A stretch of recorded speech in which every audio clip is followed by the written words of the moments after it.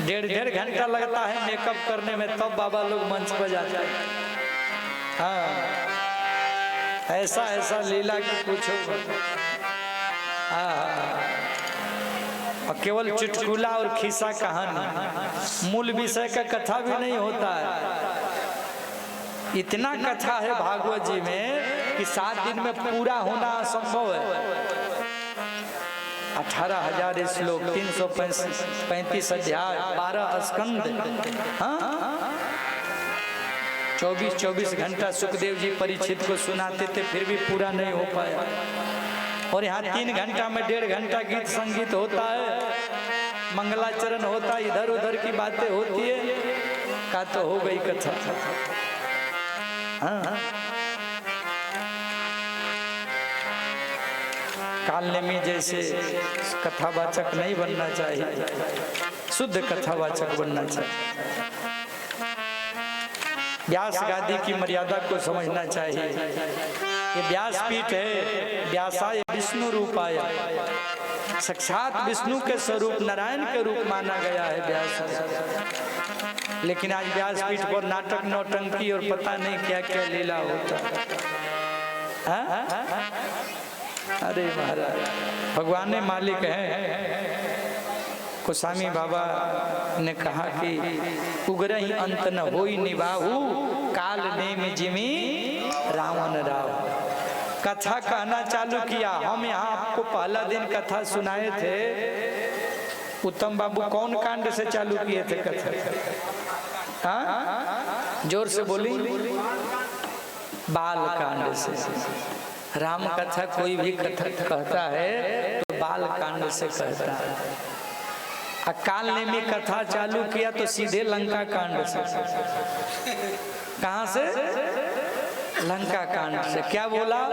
बैठ करके पलस्ती मार लिया, ध्यान लगा के बैठा है, राम रावण का युद्ध हो रहा है, राम रावण का युद्ध हो रहा है, पर राम ही जीतेंगे, इसमें कोई संशय नहीं है, राम ही जीतेंगे, इसमें कोई। हनुमान जी सोचे जब राम जी जीत जाएंगे तो संजीवन बूटी लाने का क्या मतलब? बैठ के कथा सुनो। लगे बैठ के कथा सुनने। बोले हे महाराज, आपकी कथा तो बहुत अच्छा लगा, आपका क्या परिचय है? बोले हम बहुत पुराना महात्मा है। अच्छा अच्छा, तो हमको चेला बनाइएगा? कालनेमी बोले हाँ हाँ बिल्कुल चेला बनाऊंगा। अच्छा अच्छा, तो क्या करना पड़ेगा? बोले स्नान करना पड़ेगा।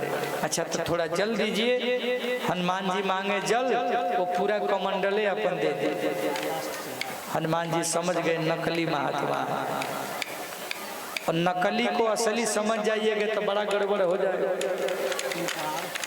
राम कथा में वर्णन है, 3रा दिन कथा सुनाए थे।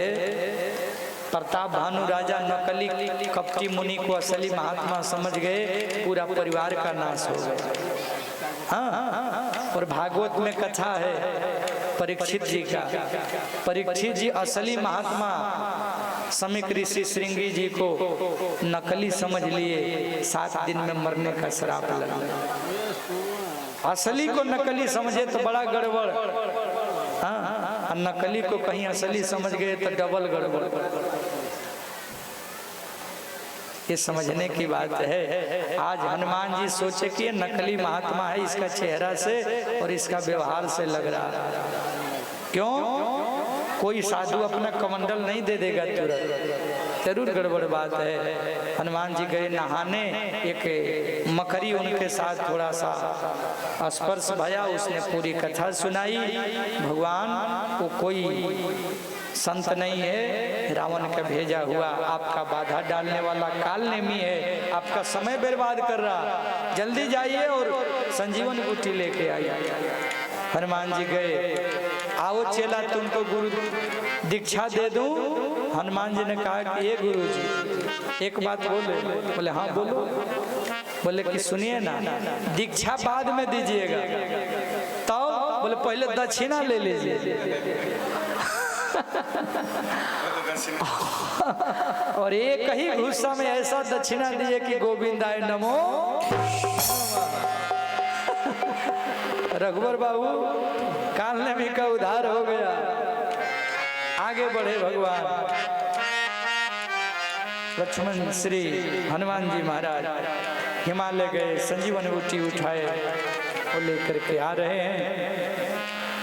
इधर भरत जी महाराज रास्ते में इंतजार अपने अयोध्या में भगवान का कर रहे हैं। सोचे कि कोई राक्षस है, सो उन्होंने बाण चला दिया, लेकिन राम राम किए भरत जी, सो उन्होंने संभाल लिया।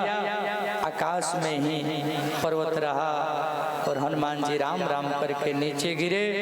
और फिर भरत जी से चर्चा हुआ, पूरी कथा सुने और पूरी बात बताए। भरत जी बड़ा दुखित हुए, फिर बोले कि अगर मैं मन वचन कर्म से राम का भक्त हूँ तो यह व्यक्ति स्वस्थ हो जाए, जो भी घायल अवस्था में है इसको स्वस्थ हो जाए और भगवान के पास जल्दी पहुंच जाए। हनुमान जी स्वस्थ हो गए, भरत जी का प्रताप देख लिए और गदगद होकर के फिर वहां से संजीवन बूटी लेकर के चल पड़े। लेकिन इधर मेरे प्रभु अपने भाई लक्ष्मण को गोद में